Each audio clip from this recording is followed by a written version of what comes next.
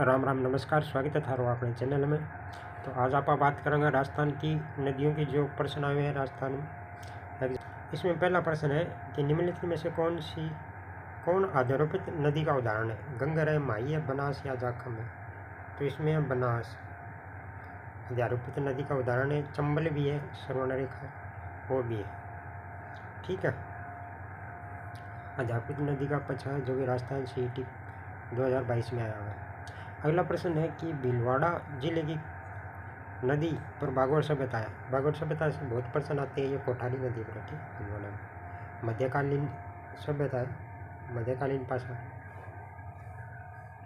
राजस्थान में मालपुरा करौली का मैदान किस नदी बेसिन का भाग है? ये पूछ रहा है। तो मालपुरा करौली बेसिन किस नदी का है? यह बनास का है। ठीक है, बनास नदी बेसिन। खारी नदी का उद्गम राजसमंद जिले के उत्तर में स्थित कौन से गांव से होता है? यह पूछा। तो बिजराउल की पहाड़ियों से होता है। अरना या बागोता या बासानी है, तो बिजराउल की पहाड़ियों से। ठीक है, खारी नदी का उद्गम राजसमंद में बिजराउल की पहाड़ियों से होता है। अगला प्रश्न है, राजस्थान की रुंडित सरिता किस नदी को कहा जाता है? रुंडित नदी या रुंडित सरिता। गंगा नहीं है, बनास भी नहीं है, रूपाजल भी नहीं है, बाणगंगा। बाणगंगा को रुंडित नदी कहा जाता है। कौन सी नदी मृत नदी के नाम से जानी जाती है? माही, चंबल, गंगर, लूनी। तो यह गंगर नदी को मृत नदी के नाम से जाना जाता है, जो हिमाचल प्रदेश की शिवालिक पहाड़ियों से निकलती है। किस स्थान पर चंबल नदी सर्वाधिक प्रदूषित है? गांधी सागर, राणा प्रताप, जवाहर सागर या कोटा बैराज? तो ये कोटा बैराज सबसे ज़्यादा प्रदूषित है, चंबल नदी कोटा बैराज पर। ठीक है, अगला प्रश्न, राजस्थान के निम्नलिखित में से किस जिले में काली सिंध चंबल में मिलती है? बारां में, झालावाड़ में, टोंक में या कोटा में? तो काली सिंध चंबल में मिलती है, कोटा में। ठीक है, अगला प्रश्न, राजस्थान में निम्नलिखित में से कौन सा प्रदेश उत्खात स्थलाकृति वाला है? उत्खात भूमि या बीड बेसिन, वो है ना बीड वाला। बनास नहीं है, लूनी भी नहीं है, बोराट भी नहीं। चंबल बेसिन, चंबल बेसिन उत्खात भूमि के लिए जाना जाता है। अगला प्रश्न है, अनास, ईरू तथा चाप किस नदी के सहायक नदियाँ हैं? तो ये चंबल, बनास, माही या काली सिंध?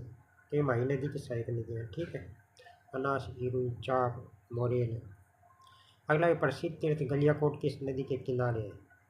गलियाकोट किस नदी के किनारे है? माही नदी के किनारे है। ठीक है, गणेश्वर, सोम, माही, जाखम। कोठारी नदी का उद्गम कहाँ से है? बिजराउल पहाड़ी से, दीवार पहाड़ी से, गोविंदा पहाड़ी से या पडाराल पहाड़ी से? तो ये दिवेर पहाड़ी से है। ठीक है, कोठारी दिवेर की पहाड़ी राजसमंद से निकलती है। कुराल नदी का संबंध निम्नलिखित से राजस्थान के किस जिले से है? कुराल नदी बूंदी, बारां, सीकर, डूंगरपुर। तो ये बूंदी से संबंधित है, कुराल नदी। अगला प्रश्न है, निम्नलिखित में से कौन सी नदी तोरावटी बेसिन में प्रवाहित होती है?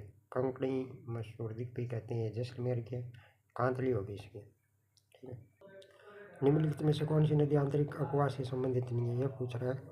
तो साबी है, गंगर है, कांगनी है, सागी नदी नहीं है। ये लूनी की सहायक नदी है, तो अरब सागर में गिरती है। निम्नलिखित में से कौन सा जोड़ा सही सुमेलित नहीं है? लूनी की सागी है, सही है। चंबल की अनास है, अनास की ढूंढ है, साबरमती की माजूम नहीं है, यह गलत है। ठीक है, निम्नलिखित में से कौन सी नदी राजस्थान नहर के लिए जल का स्रोत है? राजस्थान नहर हरिके बैराज से, सतलज नदी। ठीक है, सतलज राजस्थान नहर का प्रमुख स्रोत है।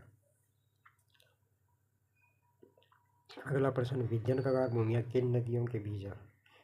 चंबल, बनास, काली सिंध, पार्वती, बेड़च, बनास, पार्वती, परवन। तो चंबल बनास नदी है, इनसे संबंधित है। ठीक है, विजन का भूमिया। अगला, जल उपलब्धता के आधार पर राजस्थान की उच्चतम 2 नदी बेसिन है। तो ये है चंबल और माही नदी। ठीक है, जल के आधार पर चंबल और माही नदी सबसे भिखम भाई सागवाड़ा नहर राजस्थान की किस नदी से जल प्राप्त करती है? चंबल, जाखम, गंभीर, माही। भिखम भाई सागवाड़ा नहर करती है माही नदी से।